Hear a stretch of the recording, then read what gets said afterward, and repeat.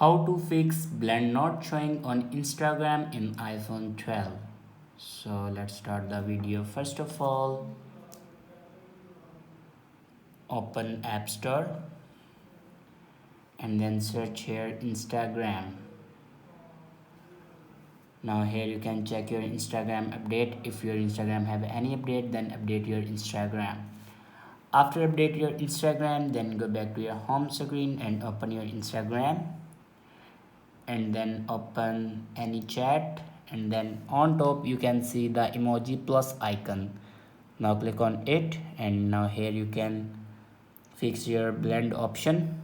If you can't fix this problem, then open your settings and click on general, and then click on iPhone storage. Now scroll down and click on Instagram. Now here you can offload your Instagram app and reinstall it. After doing these steps, your problem will be fixed. I hope this video is helpful for you. Thanks for watching.